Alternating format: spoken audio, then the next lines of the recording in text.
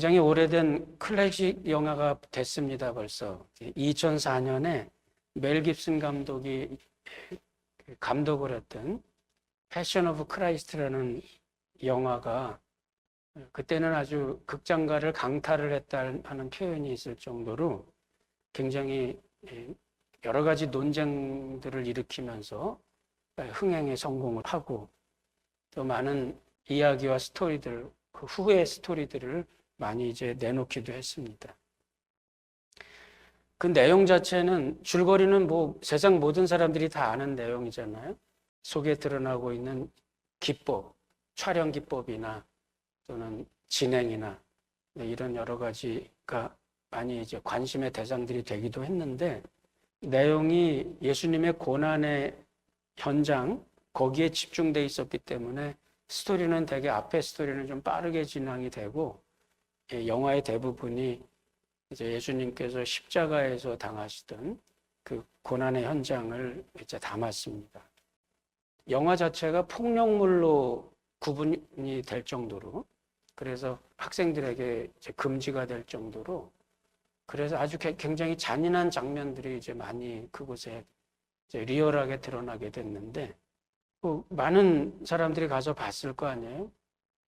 근데 영화를 보는 장면을 이렇게 보면서 어떤 기자가 기사를 써놓은 걸 보니까 그 잔인한 장면을 보면서 관객들은 팝콘을 먹고서 있었다.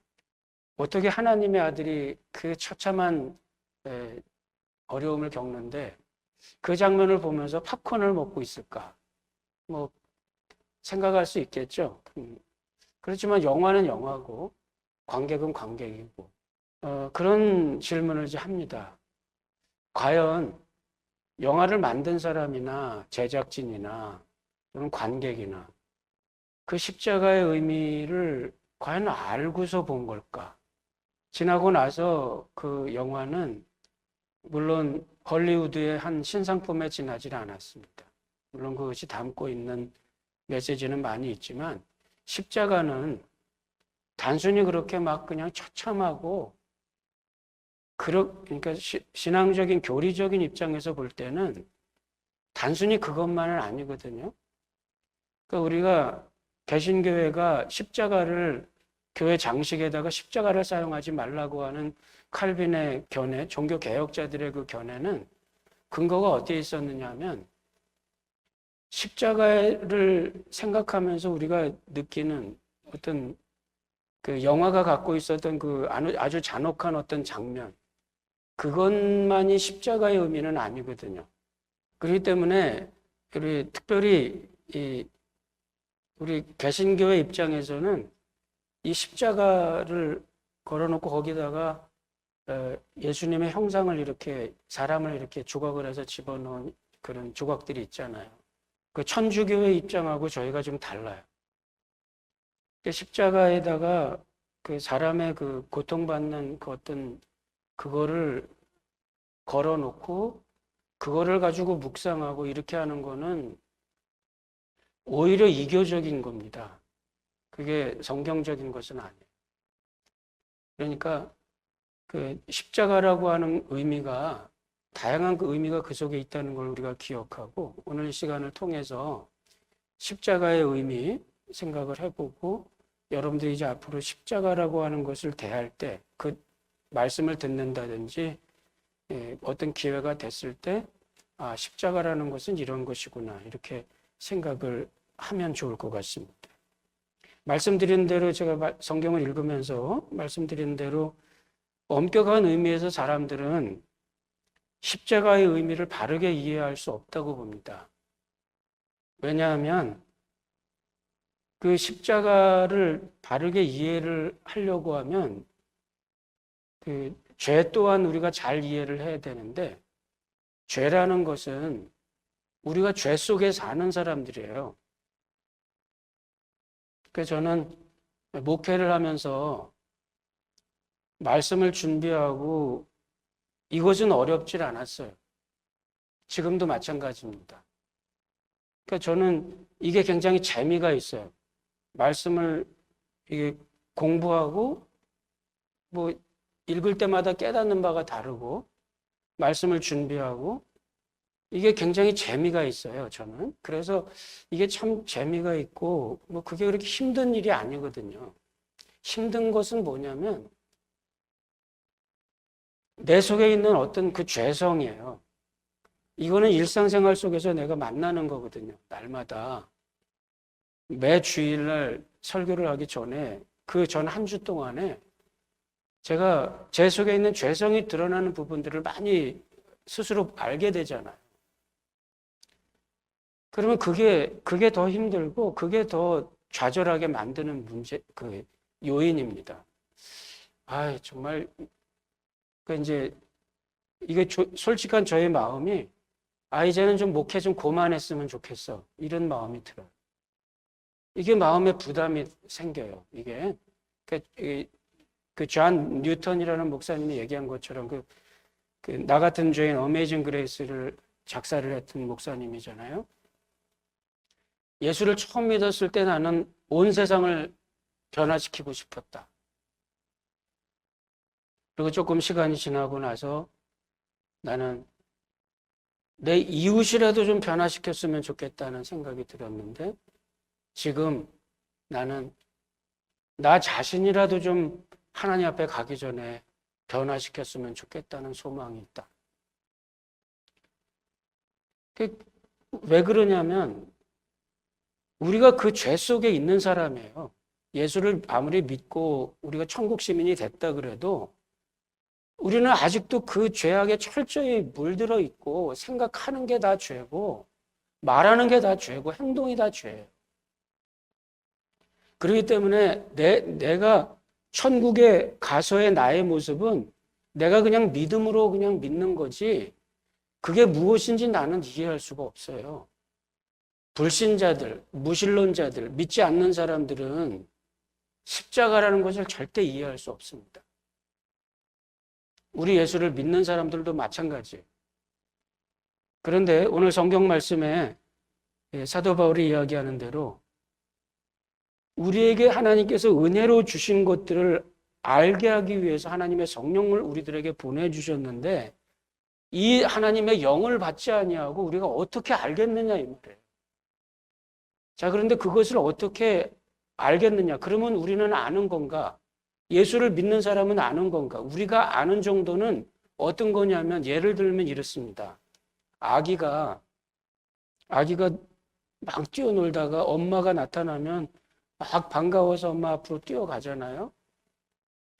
아기는 엄마가 나를 얼만큼 사랑한다는 그런 지식이 없습니다. 엄마가 나를 사랑한다는 것에 대한 느낌과 그것을 그저 느낌으로 아는 것이지 어떤 지식으로 그것을 아는 것은 아니에요.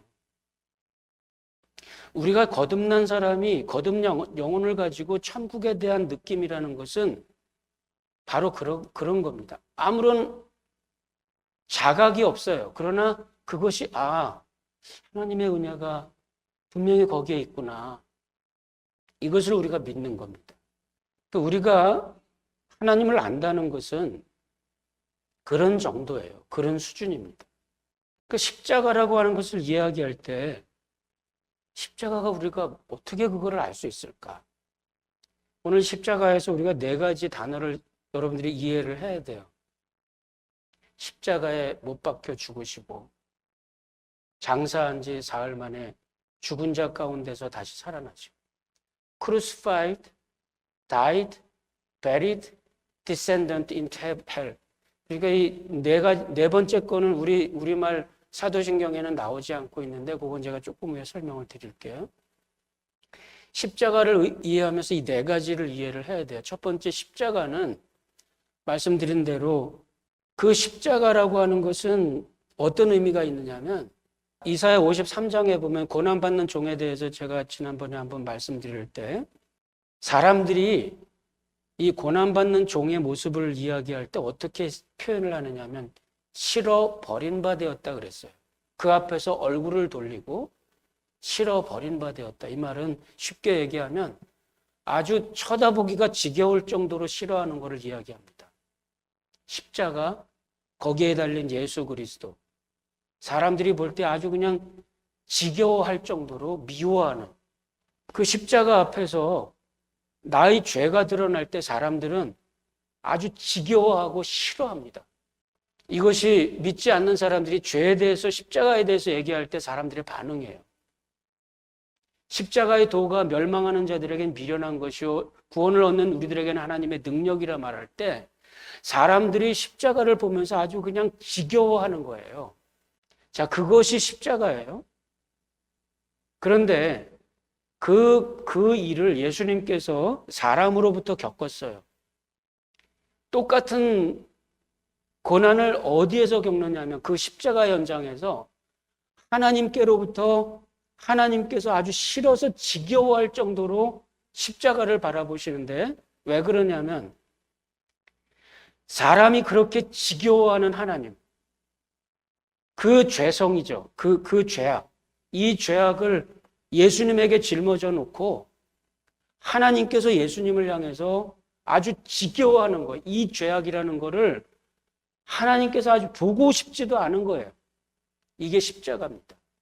사람들에게서 버림받고 싫어 버림받은 것이고 하나님께서 보실 때 그 사람들의 더러운 죄를 짊어져 놓고 하나님께서 아주 지겨워하는 그런 느낌으로 그냥 심판을 온통 불의 심판을 다 쏟아버리는 그 심판의 현장에 이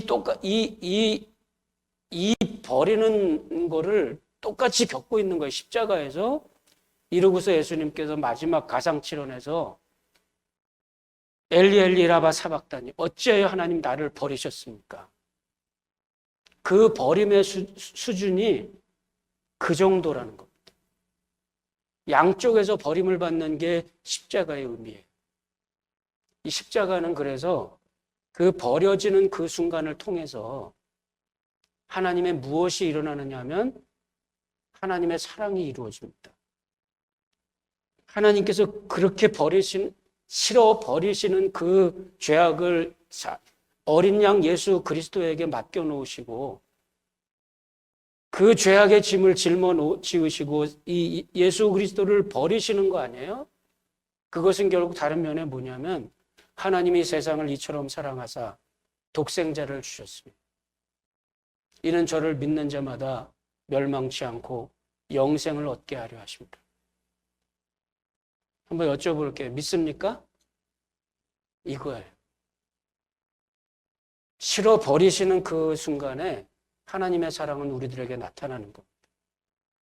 하나님의 사랑이 우리에게 나타난 바 되었습니다. 하나님께서 같은 시간에 같은 사건에 하나님의 철저하게 버리시는 이 모습이 십자가입니다.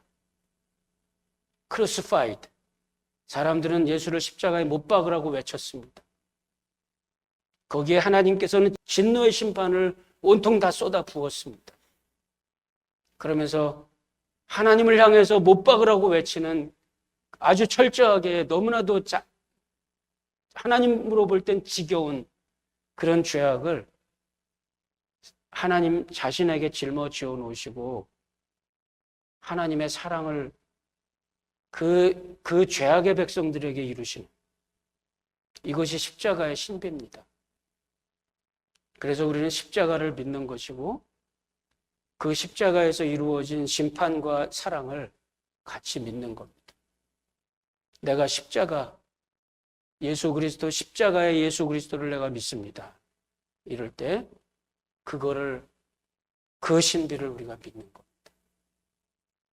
여러분들의 신앙생활 가운데 이러한 믿음이 늘 살아있기를 바랍니다. 두 번째로 장사 지낸 바 되었다 이 말은 제가 지금 빠뜨렸네. 죽음에 대해서 이야기를 먼저 해야 되네. 잠깐 이야기하고 지나갈게요. 십자가에 못 박혀서 이제 죽으셨어요. 죽으셨다고 하는 것은 끝났다는 말입니다. 그렇죠? 종료가 됐다는 말이에요. 숨이 끊어지고 하나님의 심판이 끝나고 인간 구원의 모든 하나님의 행위가 종료됐다는 말입니다. 십자가는. 예수님께서 죽으셨다는 말은 예수님께서 다 이루었다 이렇게 말씀하셨을 때 그 언약과 약속과 축복이 십자가에서 예수님의 죽으시는 순간에 그 모든 것의 종료가 됩니다. 종료가 됐다는 말은 새롭게 시작되었다는 말입니다. 기독교에서의 죽음은 멸절이나 없어지는 게 아니고 새로운 시작을 말합니다. 그래서 예수님께서 죽으셨다는 말은 이제 예수님께서 짊어지셔야 될 모든 하나님께서 인간의 죄를 짊어지시고 인간의 구원을 이루시는 하나님의 행동이 이제 종료되었다는 뜻입니다. 다 이루어졌어요. 그리고 장사 지낸 바 됐습니다. 장사 지낸 바 됐다는 말은 예수님께서 죽으셨다는 말이 일반적인 교리적인 죽음, 생명의 죽음을 이야기한다면 장사 지낸 바 되었다는 말은 육체의 죽음을 이야기합니다. 육체는 우리가 매장을 하든지 수장을 하든지 화장을 하든지 어떤 형태의 장사를 지내든지 간에 우리의 육체는 다 소멸되어서 없어집니다. 이것이 장사 지냈다는 뜻이에요. 그러니까 우리가 어떤 분들은 매장을 해야만 하나님께서 이 땅에 오실 때 우리가 살아나야 될 육체가 있어야 되지 않냐? 그거는 아닙니다. 죽는 순간에 다 끝나요. 그리고 우리의 육체는 흙에서 왔으니 흙으로 돌아갑니다. 그리고 우리가 하나님께로부터 생명을 입고 우리가 다시 되살아나는 부활을 입는 그 부활의 육신은 이 세상의 육신과 아무런 커넥션이 없어요. 이 세상의 육신이 다시 어떤 생물학적인 조합을 다시 일으켜가지고 생명을 다시 얻는 게 아니라 부활의 육체는 완전히 새로운 겁니다. 새로운 것을 덧입을 겁니다. 고린도전서 15장의 표현입니다. 호련히 변할 것이고 잠자다가 깨는 것처럼 일어날 것이고 새로운 것을 덧입을 겁니다. 이것이 부활의 몸이에요. 이 세상에 우리들의 육체는 그렇게 끝날 겁니다. 그다지 큰 미련을 여기다가 둘 필요는 없을 것 같아요. 왜 그렇습니까? 우리가 살다가 내가 죽으면 내가 이 세상에 더 존재하는 잔존하는 것은 나를 사랑하면서 함께 살았던 사람들의 기억 속에 존재해요. 그 사람들이 죽으면 그 기억도 사라집니다. 그러면 우리는 이 세상에 아무런 흔적도 남기지 않고 가는 겁니다. 우리의 모든 삶이 다 마찬가지입니다. 이 세상은 그저 풀의 꽃처럼 지나가는 겁니다. 안개처럼 지나가고 우리가 하나님 나라에서 영원한 나라에서 영원히 살게 될 텐데 거기에서 최고의 몸과 최고의 영광의 모습으로 하나님께서 이 땅에 우리를 지으셨던 그 최고의 모습으로 우리는 거기서 살 거예요. 그 소망을 우리가 갖는 거지. 여기서 무슨 우리 육체를 수천 년 지나서 다시 살아나기 위해서 미이라를 만들고 그거는 허망한 짓들입니다. 의미가 없는 일이에요. 죽으면 우리의 육체는 장사 지낸 바 되고 그냥 끝입니다. 우리의 몸은 생물학적인 우리들의 몸은 그저 75%의 물은 증발해 버릴 거고 약간의 남은 오거닉들은 이제 썩어 없어질 겁니다. 그저 그거지 그 이상도 이하도 아닙니다. 예수님께서 장사 지낸 바 되었어요. 그리고 부활의 첫 열매가 되었다는 것은 우리에게 그 믿음을 주는 겁니다. 우리의 육체는 완전히 다 썩어져 버립니다. 겉사람은 후패하나 우리의 속은 날로 새롭도다. 다 썩고 없어지고 다 장사 지낸 바 되고 이 세상에서 완전히 먼지처럼 사라져 버리고 그리고 이제 우리는 하나님 앞에 새로운 부활의 몸을 가지고 그 영광의 몸을 가지고 우리 영생의 삶으로 들어가게 될 겁니다. 장사 지냈다 이 말은 슬픈 일이 아니라 우리의 새로운 시작을 말하는 겁니다. 여러분들의 삶에 어떤 순간이든지 그런 믿음을 우리가 놓치지 말고 어떤 상황에서든지 천국의 소망 그리고 다시 주님께서 이 땅에 오실 날 내가 최고의 영광으로 다시 살아날 것이라고 하는 부활의 믿음을 우리가 갖고 그 부활의 믿음을 갖고 사는 거예요. 그것이 때로는 우리들의 자각이 잘 안 돼서 그게 정말 있는 거예요, 목사님? 이렇게 물을 수도 있어요. 사도 바울의 이야기를 저는 답변을 대신할 수 있습니다. 고린도전서 15장에 만일에 예수 그리스도의 부활이 우리들에게 없다면 우리는 이 세상에서 가장 불쌍한 자일 겁니다. 그렇죠. 만약에 부활이 우리들에게 없다면 우리는 정말 불쌍한 사람들이에요. 제일 불쌍한 사람. 그러나 그 부활이 우리들에게 있어요. 그것은 내가 마치 엄마를 만났을 때 느끼는 그 사랑을 내가 느끼는 것처럼 하나님의 존재는 분명히 있어요. 영생은 분명히 있습니다.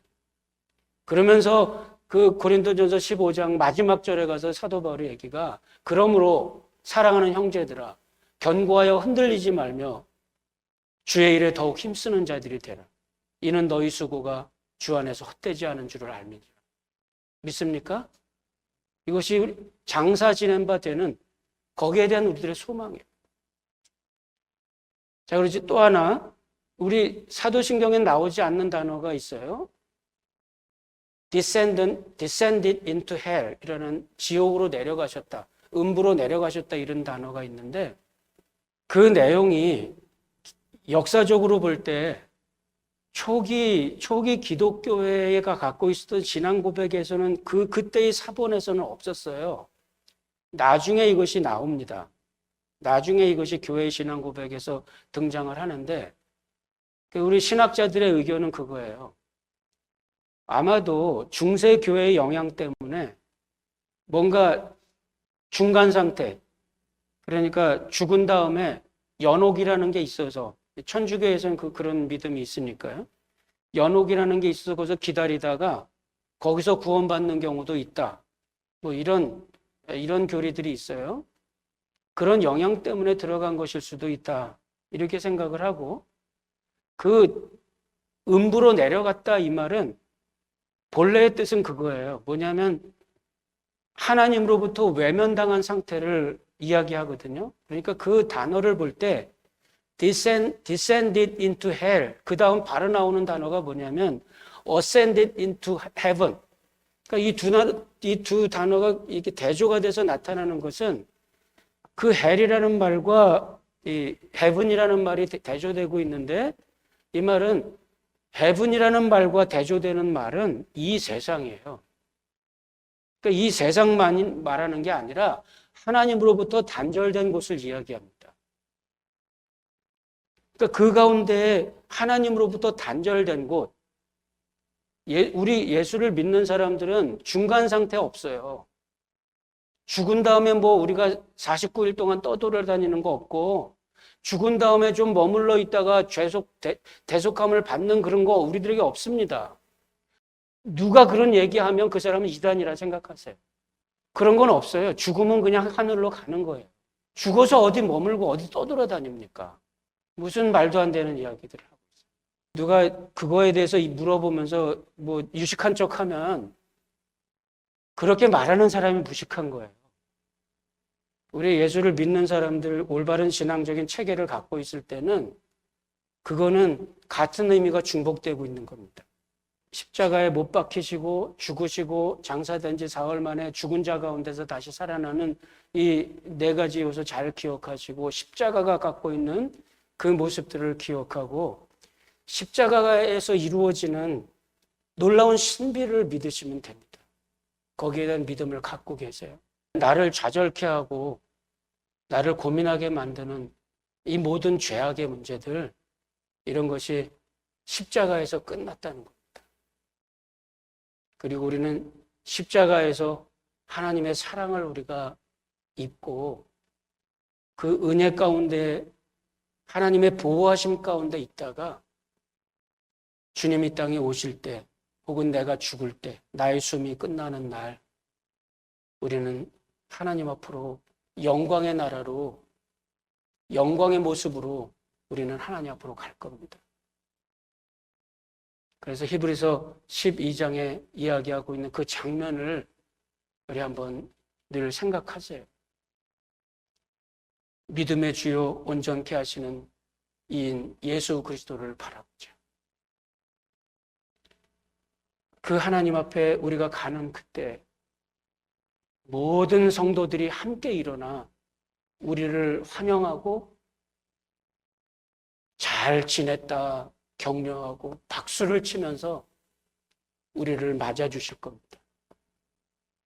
그 믿음을 가지고 그 영광의 순간을 내가 분명히 맞을 거라는 믿음을 가지고 여러분들의 모든 생애에 혹시 십자가와 같은 짐이 우리들에게 있다 할지라도 우리들 가운데 그러한 믿음과 소망이 더욱 강할 수 있기를 간절히 축원합니다. 기도하십시다.